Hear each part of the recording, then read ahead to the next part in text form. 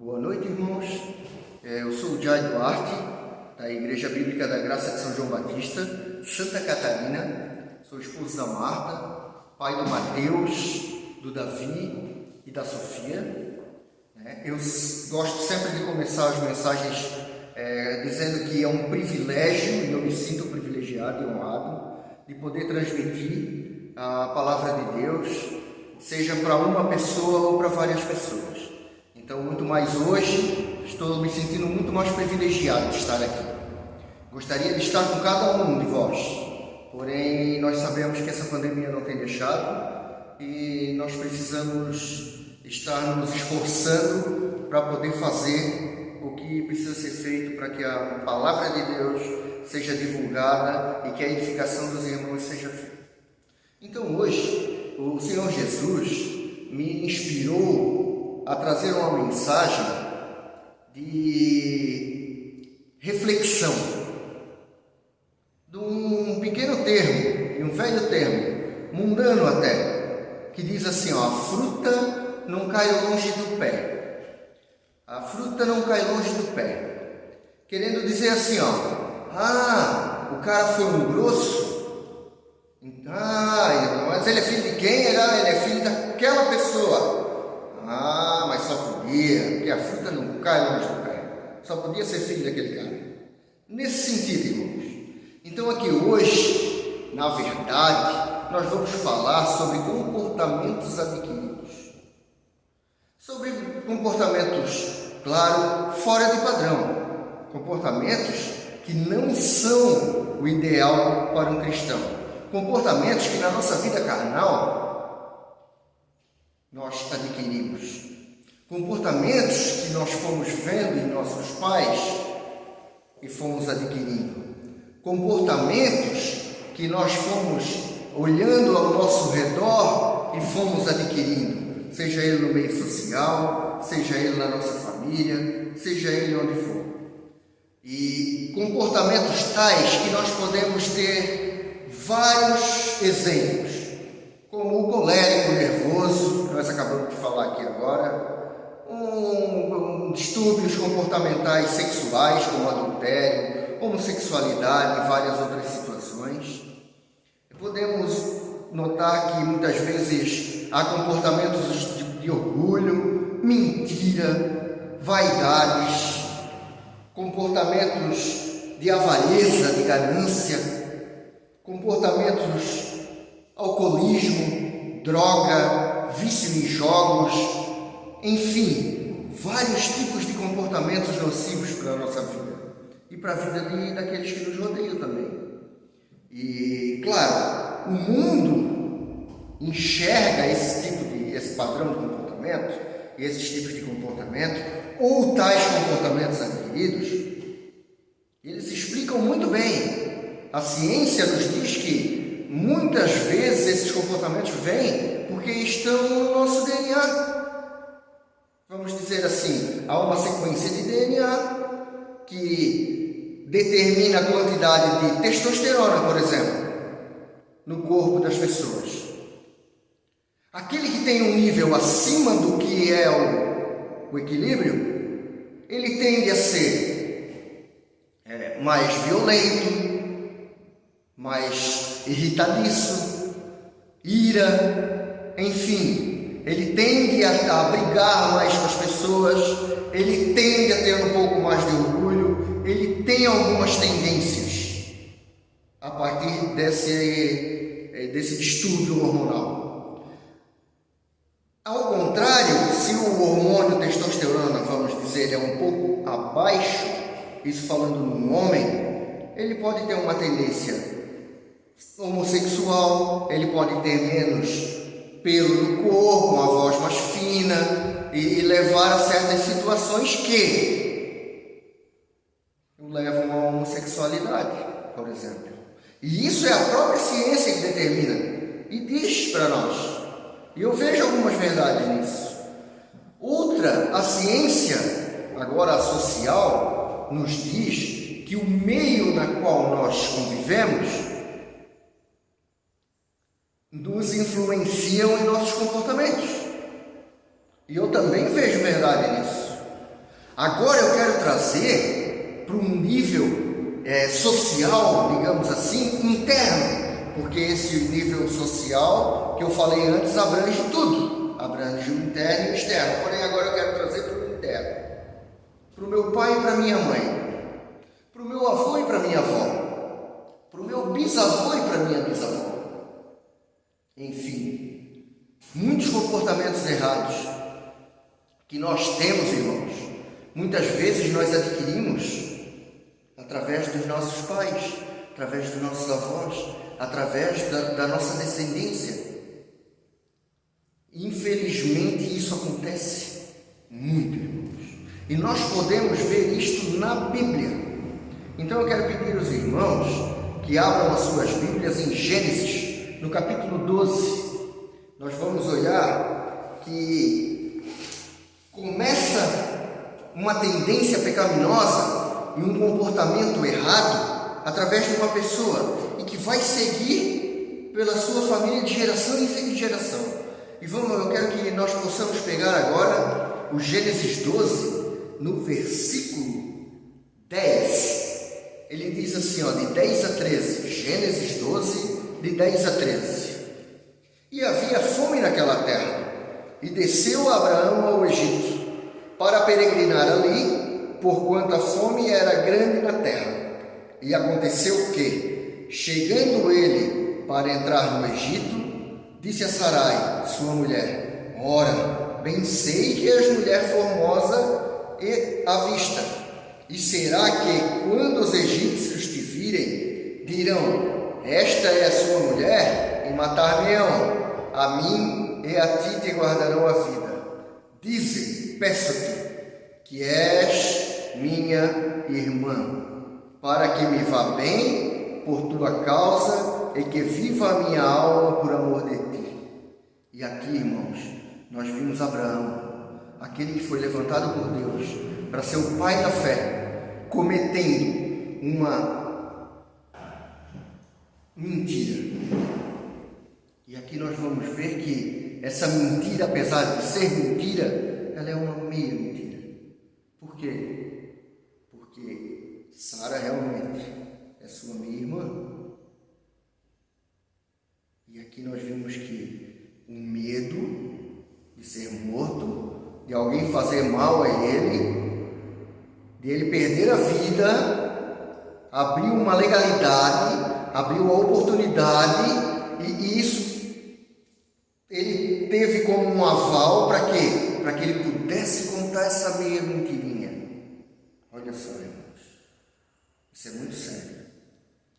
Agora eu gostaria que nós pudéssemos prestar atenção no Isaac, no fruto da geração de Abraão e Sara. Podemos olhar em Gênesis 26, 27. Gostaria que os irmãos fossem lá. Não, na verdade é 26, 6.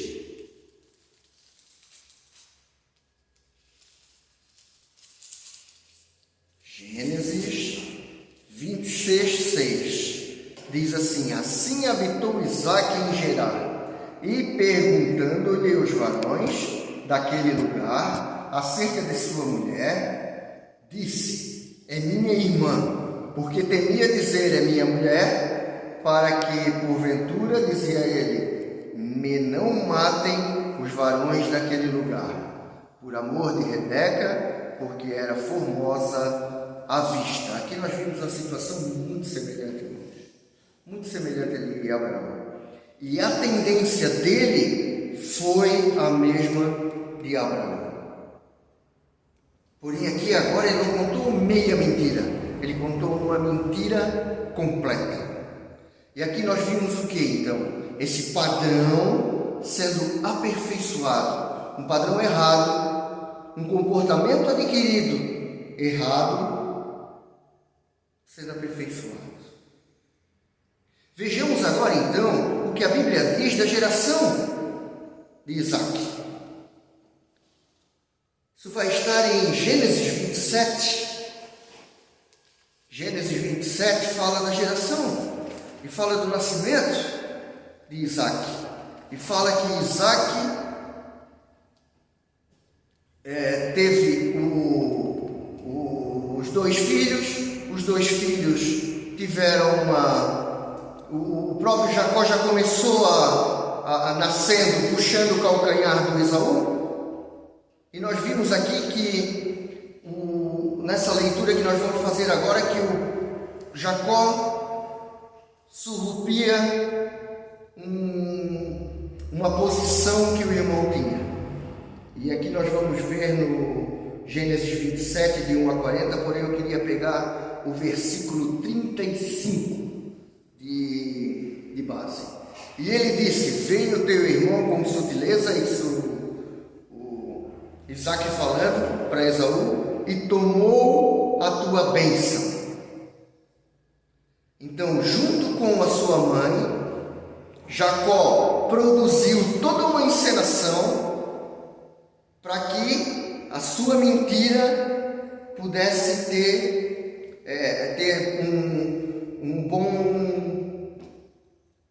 final, vamos dizer assim. Ele conseguisse obter o resultado que ele queria através da mentira dele, assim como os outros.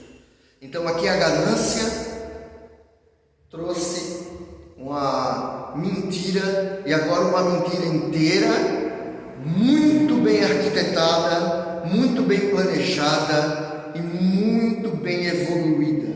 Então o padrão veio do seu avô, veio para o seu pai, uma meia mentira com Abraão, uma mentira com Isaac, e agora uma grande encenação para uma traição. Olha só, a ganância agora deu o aval, abriu a legalidade para que ele se comportasse dessa maneira. Gostaríamos agora, irmãos, que nós pudéssemos olhar para os filhos de Jacó. Nós sabemos que Jacó teve 12 filhos, ele é o pai da nação de Israel, dele saiu as 12 tribos, e eu gostaria que os irmãos abrissem a Bíblia em Gênesis 34, lá naquele episódio em que a irmã deles estava sendo assediada por um povo estrangeiro. E ali então nós vamos ver que os filhos de Jacó também vão mentir, e vamos ver as consequências dessa mentira. Gênesis 34, de 1 a 25 conta essa história. Porém, nós vamos atentar agora para o versículo 25. Ele diz assim, e aconteceu que no terceiro dia, quando estavam com o mais violenta dor, 2 filhos de Jacó, Simeão e Levi, irmãos de Diná, tomaram cada um a sua espada e entraram afoitamente na cidade e mataram todo o macho. Então recapitulemos, irmãos. Eu gostaria que os irmãos depois pudessem ler todas essas passagens e esses capítulos e essa história maravilhosa do princípio de Israel, para poder saber essa história todinha. Porém aqui nós vamos ver um povo estrangeiro assediando sua irmã Diná, e eles disseram assim, se vocês circuncidaram, eu vou deixar vocês casar com ela, um de vocês casar com ela. Porém, nós vimos aqui que ao 8º dia, depois, quando eles estavam com muita dor, o que aconteceu? Os filhos de Jacó foram lá e assassinaram. Aqui nós vimos a mentira produzindo um assassinato. Olha só o padrão. Foi piorando cada vez mais. De uma meia mentira para uma mentira, de uma mentira para uma encenação, uma mentira e uma traição, e agora uma mentira com um assassinato. E agora nós vamos ver, irmãos, que os irmãos de José, esses mesmos filhos de Jacó, o entregaram como escravo e mentiram para seu pai. E essa história está em Gênesis 37. Gostaria que os irmãos fossem neste capítulo. Em Gênesis capítulo 37, nós podemos pegar do 19 ao 33. Porém, eu quero atentar para o versículo 32. Ele diz assim, e enviaram a túnica de várias cores e fizeram levá-la a seu pai. E disseram, temos achado esta túnica. Conhece agora se esta será ou não a túnica de seu filho? Querendo dizer assim, será? Teu filho está morto, será, pai? O que o pai acha? Essa túnica era dele mesmo? Bando de traíra, mentira, assassinato, traição, gerou uma baita escravidão na vida de José. Olha só, tudo isso, comportamentos adquiridos de geração a geração, foi piorando, sempre piorando, sempre piorando. Muitas vezes um pai está tomando uma cervejinha e numa festa de família o filho entra junto com o pai quer ser bom, entra aí querido, toma uma cervejinha também. E esse filho daqui a pouco se torna um alcoólatra. E daqui a pouco esse filho, alcoólatra, ele pode o quê? Ter um filho. E esse filho, ao invés de ser um alcoólatra, ele se tornar um dependente químico. E assim vai, irmãos. Muito cuidado, muito cuidado. Padrões errados de comportamento. Vamos tomar bastante atenção nesses padrões que nós vimos em nossos pais e nos padrões que nós temos hoje também. Fazer uma análise, fazer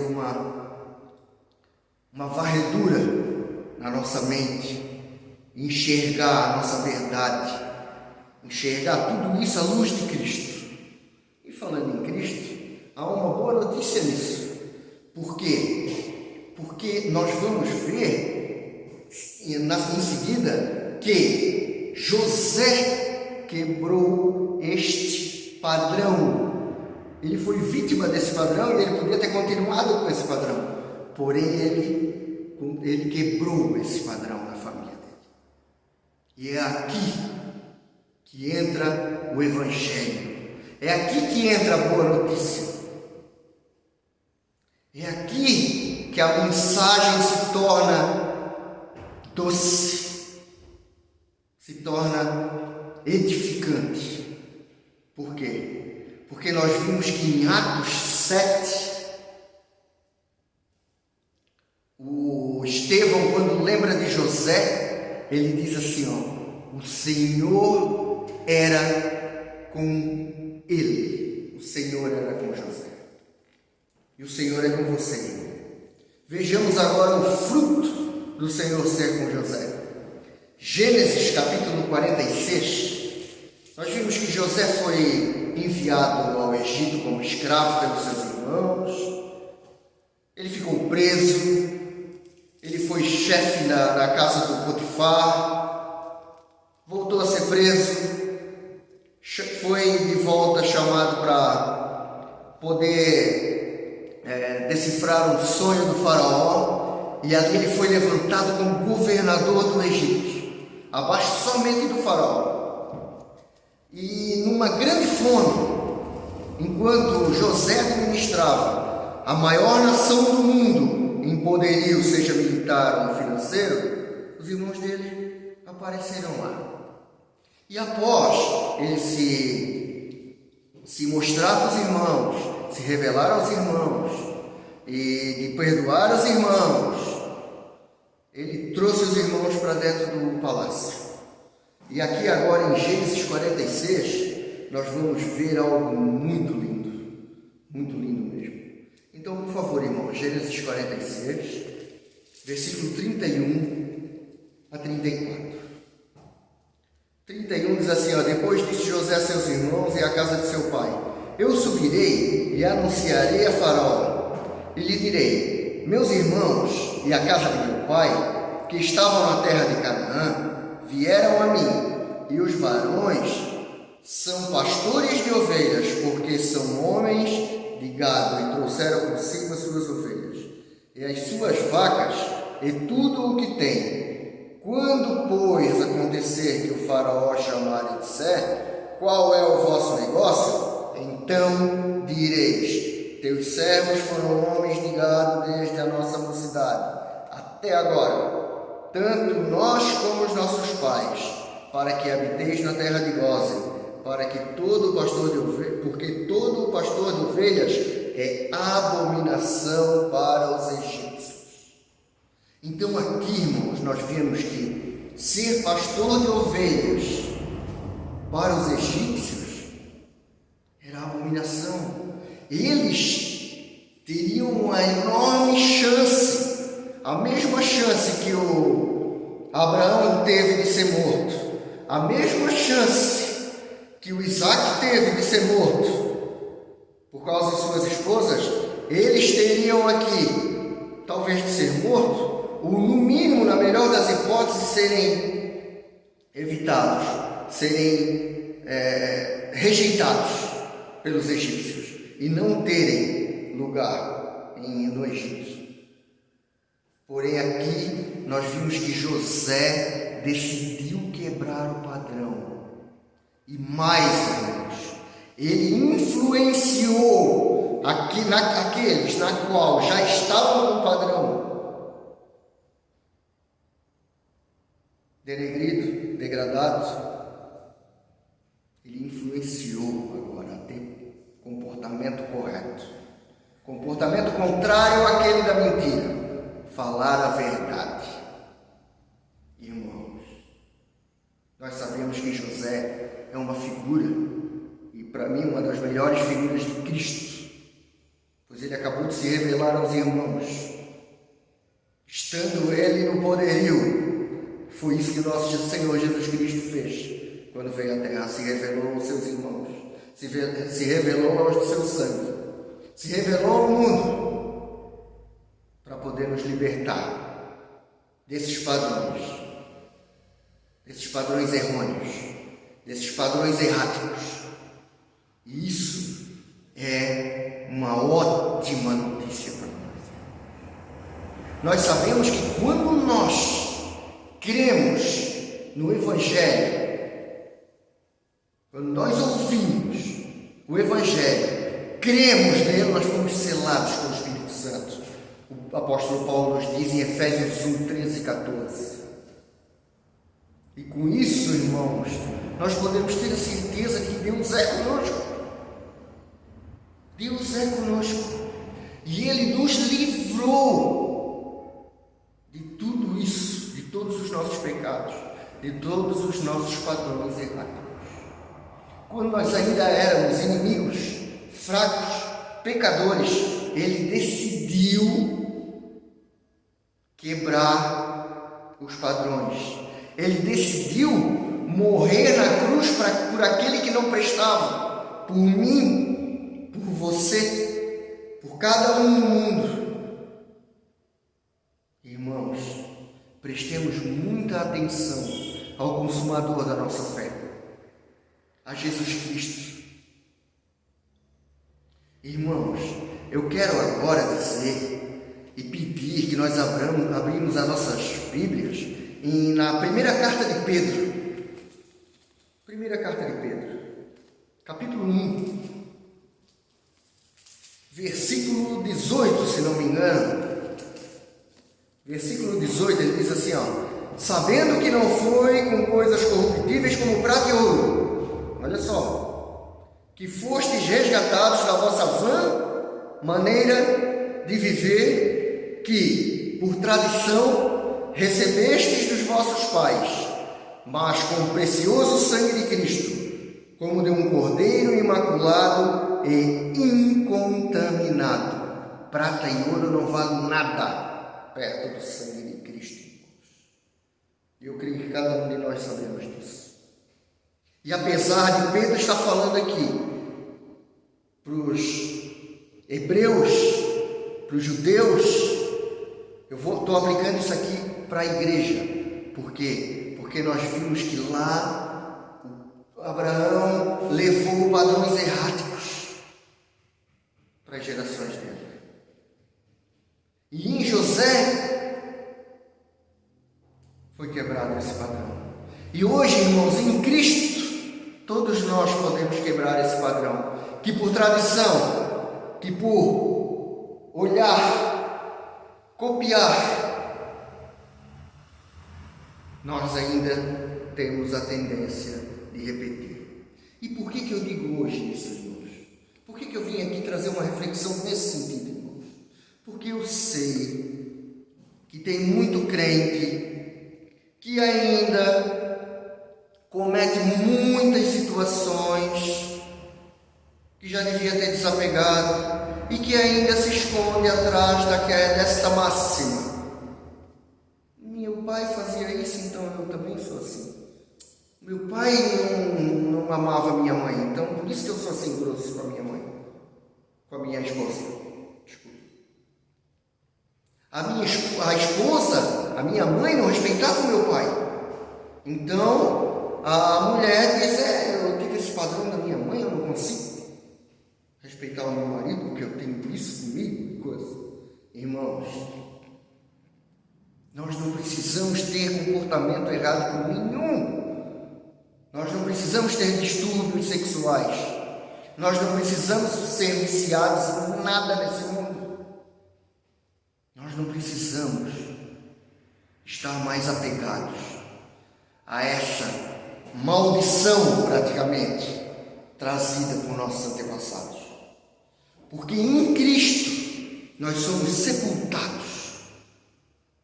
E em Cristo também nós somos ressuscitados. E agora então nós temos uma nova identidade. Uma identidade espiritual. Uma identidade de Cristo. Que o apóstolo Paulo nos traz cada padrão a seguir. E agora eu gostaria que nós pudéssemos atentar a um pequeno versículo que o apóstolo Paulo nos deixou em Efésios, no capítulo 5.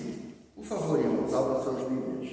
Em Efésios, capítulo 5, versículo 1. Efésios 5, versículo 1 diz assim: sede, pois, imitadores de Deus, como filhos amados. E andai em amor, como também Cristo vos amou, e se entregou a si mesmo por nós, em oferta e sacrifício a Deus, em cheiro suave. Então aqui, irmãos, sede imitadores de Deus, como filhos amados. Eu tenho duas criancinhas. Tenho um filho adulto já e duas criancinhas. E eu olho para essas criancinhas. Eu tenho uma menina de 1 ano e 9 meses, a Sofia. E tudo que o irmão dela de 5 anos faz, ela toma como padrão. E esse menino de 5 anos, o Davi, tudo que o pai dele faz, ele toma como padrão. E isso veio me trazer uma enorme reflexão sobre tudo isso. E essa reflexão me fez ver tudo isso na Bíblia. E é onde eu cheguei nesse versículo 1 do capítulo 5 de Efésios, irmãos, que me diz assim, hoje tu tem um pai, não aqui na terra, tu tem um pai no céu agora, que tu pode copiar todo o comportamento dele, que tu deve copiar todo o comportamento dele. E como que uma criança, como que o meu filho pequeno de 5 anos, Davi, copia os meus comportamentos? Prestando atenção em mim. Então agora, irmãos, eu venho pedir mais uma vez que prestemos atenção ao autor e consumador da nossa fé, Jesus Cristo. Que nós possamos olhar para aquela cruz, que nós possamos olhar para o que ele diz. Quanto mais nós conhecemos esse Pai, quanto mais nós conhecemos esse Deus, quanto mais nós conhecemos os seus padrões, quanto mais nós conhecemos o seu comportamento, quanto mais nós conhecemos o nosso Deus, melhor vai ficando o nosso comportamento, irmãos. E nós não precisamos ficar apegados a comportamentos errados que adquirimos em nossa incredulidade, por nossos pais, por nossos avós, por nossos tios, pelos amigos de colégio, enfim. Por quê? Porque hoje nós temos um padrão a seguir. E quando o apóstolo Paulo diz: sede, pois, imitadores de Deus, ele não diz se você conseguir, se você quiser. Não. Então aqui praticamente é um dever do cristão, mas é mais que um dever, irmãos. Nós temos que enxergar aqui que praticamente ter o comportamento de Deus é um dever de todas as pessoas, porque é o melhor comportamento que pode existir. Porém, sem Cristo, sem Deus ser conosco, não é possível. Porém, quando o apóstolo Paulo nos diz: sede imitadores de Deus, como filhos amados, não é só porque é algo que nós devemos fazer, mas é algo que agora, em Cristo, com Cristo, sendo filhos, sendo co-herdeiros, nós conseguimos agora. Nós podemos ser imitadores de Deus em Cristo Jesus. Gostaria então de deixar essa mensagem para reflexão, não somente para hoje à noite ou para essa semana, mas para o restante das nossas vidas. É isso. Por hoje, amém.